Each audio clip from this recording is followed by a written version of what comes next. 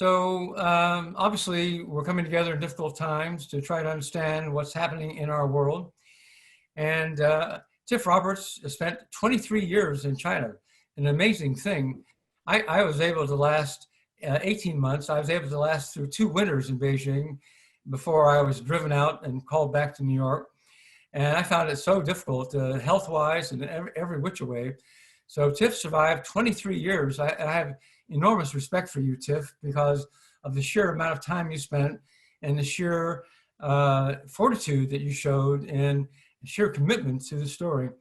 So Tiff, do you want to start out talking about your book, or do you want to plunge straight into the headlines? How would you like to go?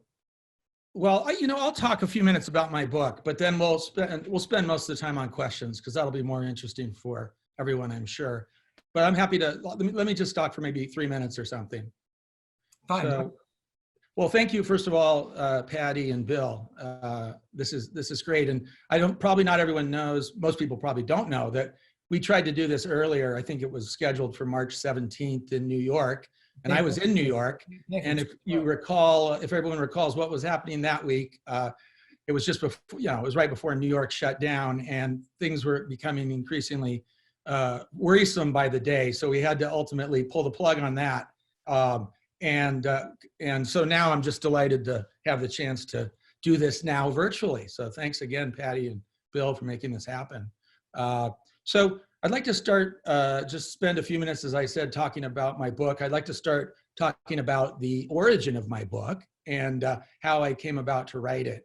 And to do so, I really have to go back to the year 2000. I'd been in China for about 5 years at that point with Business Week, and working with both Patty and Bill at various points. I should point out, we're all former Business Week. And in the year 2000 was the first time that I'd been to Guangdong province before, but it was the first time that I went to Guizhou province, and the first time that in 1 year I visited both those places. And I was working on 2 big cover stories for the magazine for Business Week. And in the first one was, I think it was called The Great Wealth Gap, or the Wealth Gap, China's Wealth Gap, I think it was called.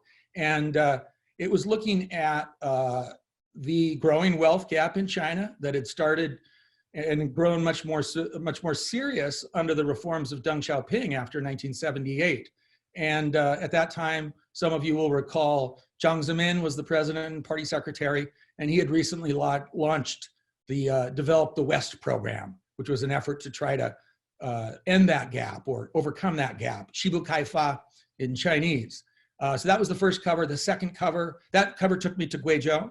The second cover went to Guangzhou and Guizhou both. And that was for the story, The Great Migration, which was on the migrant workers of China. And looking at those people that were part of that wealth gap, but were at that point, and today still are, leaving rural China and going to the factories and the construction sites in the cities. So those 2 covers I worked on then, and both those covers, at the time, I thought maybe I could get a book out of this someday. I first visited, as I said, to Guizhou. Guangdong and Guizhou are the 2 places that I really focus in on my book. And the first time I met all these migrant workers, particularly a village of migrants from southeastern Guizhou with the surname Mo, who are profiled in my book. So my book, fast forward till today, my book, I would say that the sort of the broad theme is looking at this, what I argue in the book is the biggest economic transition facing China in decades, arguably since Deng Xiaoping. And that's the move from this factory of the world model, where China has relied so much on exporting to the world and relied so much on the cheap wages of the migrant workers, to what they're aiming for, which is a new, much more service-driven economy, and critically, a much more domestic consumption-driven economy. And the argument I make in my book is that this transition, the future of their success in making this transition is really up in the air, and they will not be able to do it unless they overcome the wealth gap, which as I said, I first wrote about back in 2000, and find a way to better integrate migrants and other people, their relatives in rural China, which together is about half of China's population, into the economy. And otherwise, they will not successfully make this transition.